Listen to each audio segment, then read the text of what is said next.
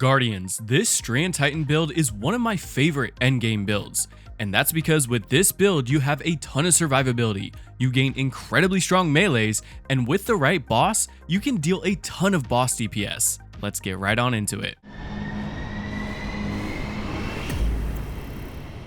Now that Rite of the Nine is here, I figured it was time to talk about one of my all-time favorite Titan builds. With this Strand Titan build, we bring the Exotic Gauntlets Wormgod Caress. With this exotic, we can score a melee kill, a glaive melee kill, or finish an enemy to gain stacks of burning fists. These stacks will give increased damage and decay over time, capping out at 5 stacks, which will give you 275% melee damage, 200% glaive melee damage, and 35% weapon damage. This gives us a ton of damage with our powered melees, glaive melees, and even our weapons. But the great thing is that we can stack into this damage even further. We can bring Banner of War and Nobel for more glaive melee damage. This gives us an easy way to mass wipe out enemies and deal really good boss DPS against the right boss. We then bring multiple ways to gain Woven Mail for more damage resistance, while Banner of War will continue to heal us. So that's the idea for the build, a ton of resistance, all while clearing a ton of enemies and dealing high boss damage. So let's dive into the build and break down how it works. For the super, Blade Fury is our only option. However, it is really strong at ad clearing, and it can be used to quickly wipe out mini bosses in endgame activities. When it comes to abilities, for the class ability, I opted for Rally Barricade for its shorter cooldown. However, if you want more survivability, then Towering Barricade can be better. For the melee, we only have Frenzy Blade, though it's really strong when paired with Wormgod Caress, and it comes with 3 charges. For the grenade, I like to take the Grapple Grenade. That way I have another melee option, though the Shackle is a really solid choice in endgame activities. When it comes to the aspects, as we mentioned before, we're bringing Banner of War. Now, after getting a melee kill or a finisher, you raise a banner that will release pulses, healing you and nearby teammates. You and your teammates can then keep killing to increase the frequency of these healing pulses, and progress your stacks of Banner of War. For the second aspect, I opted for Into the Fray. Now, when we destroy a tangle, it will now release 3 pulses that will heal and provide Woven Mail to you and your nearby teammates. This is really good for keeping up that damage resistance from Woven Mail, but this also makes it so that while you have Woven Mail, you gain 300% melee regeneration rate, and this will help get back those melees to shred through enemies. When it comes to the fragments, since we get a big benefit from using tangles with Into the Fray and our later artifact perks, I opted for Thread of Fury. That way, when we deal damage with a tangle, we gain back melee energy. This counts as a per damage instance and gives energy back based on the tier of enemy. Tier 1 enemies will give back 10% energy, so you can throw tangles into groups of enemies to mass generate melee energy. Then I opted for Thread of Generation. That way, dealing damage will give back grenade energy. That way you can grapple more often. And don't forget, you can also get a free grapple by grappling to one of those tangles. Then I took Thread of Evolution. That way Threadlings will deal 33% more damage, and this will be huge when paired with our next fragment and the later artifact perks. For that last fragment slot, you have 2 options. First, I mainly like to take a Strand Primary. That way I can spread Unravel and create Threadlings. So I like to bring Thread of Rebirth. That way kills with Strand weapons will progress a counter towards creating a Threadling. Alternatively, if you don't want to bring a Strand Primary, then you can opt for Thread of Warding. That way, picking up an Orb of Power will give you Woven Mail. This will give you more uptime on Woven Mail, and in turn, more uptime on your melee regeneration and damage resistance. And if you're enjoying the video, leaving a like and subscribing would be much appreciated. Alright, let's get right back to it. So, what does this look like in action?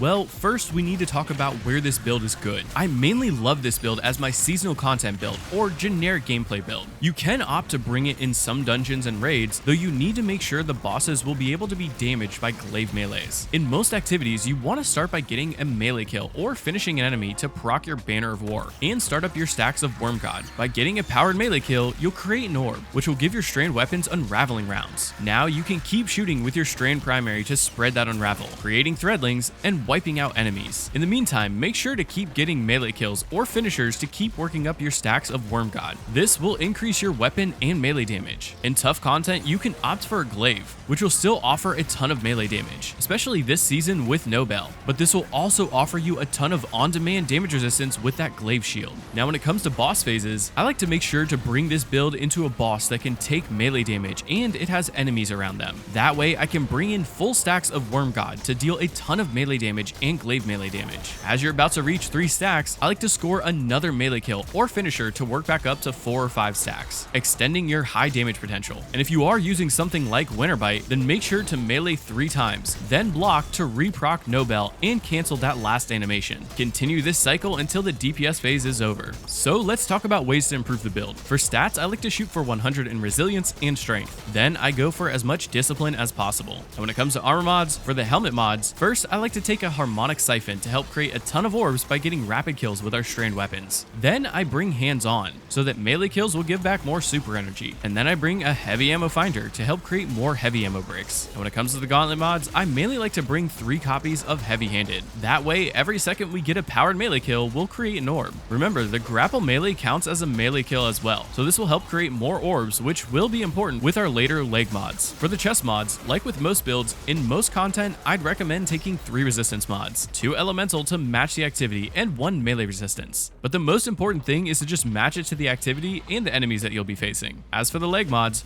I first like to bring recuperation, so that orbs will give you back a bit of health. Then I like to bring invigoration, so that orbs will give back 10% melee energy. And finally, I like to bring absolution, so that orbs will give back 5% energy to all of our abilities. And for the class mods, I first bring a finisher mod. I mainly like special finisher to create special ammo for us and our team, but mainly you need to bring a mod that can store armor charge. That way you can keep picking up orbs for that ability energy. After that, I like to bring powerful attraction to pick up any nearby orbs when we use our class ability. And finally, I bring Reaper, so that after using our barricade, our next weapon kill will create an orb. When it comes to the artifacts, we have quite a few perks that can boost this build even further. First, I like to bring Unraveling Orbs, so that picking up an orb or a tangle will give your strand weapons unraveling rounds. Then I bring Vile Weave, that way tangles sever enemies when they damage them, and when we pick up a tangle, our cooldown is decreased. Then you can bring Horde Shuttle, so that dealing weapon damage to an unraveled enemy will create a Threadling, and you can then boost it so that Threadlings will also sever enemies. You can also opt for To Shreds, so that killing severed enemies will create those hotspots, which will give Woven Mail and a bit of healing. And if you do opt for a Glaive,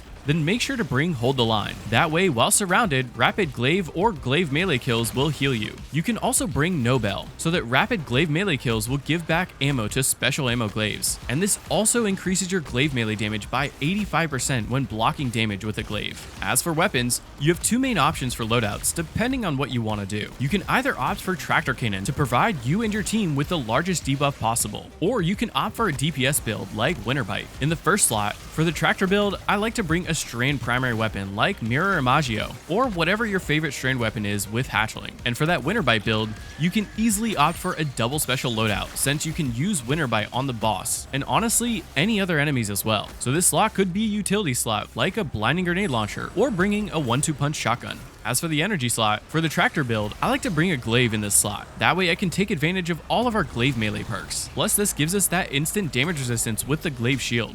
And for the Winterbite build, you can opt for any energy weapon that you like, but I love bringing a Void Trace Rifle, especially this season. That way we can take advantage of the incredibly strong Void Overshield and volatile rounds. And finally in the heavy slot, my main 2 options are either Tractor Cannon or Winterbite. Tractor Cannon will allow you to apply the strongest weaken in the game, and even has enough ammo to use it on any mini bosses that you might need to take out. Whereas Winterbite is pure chaos and fun. Its melee is the strongest Glaive melee in the game, making it a good option for DPS. And with its freezing ball, you can wipe out a ton of enemies in normal ad clearing sections. Well, there you have it, Guardians. This build gives you a ton of survivability and damage resistance with Banner of War and Woven Mail, all while staying very strong in both boss DPS and ad clearing. And if you want to see more builds geared for Rite of the 9, then go check out this video here. But remember, mastering this build is only the beginning. Experiment with different combinations and tweak your loadout to suit your playstyle. If you found this video helpful or just enjoyed seeing a new perspective, feel free to like the video and comment down below on what you might change or how you'd improve the Wormgod banner build. Keep an eye out for future videos as we continue to explore the ever-evolving world of Destiny 2.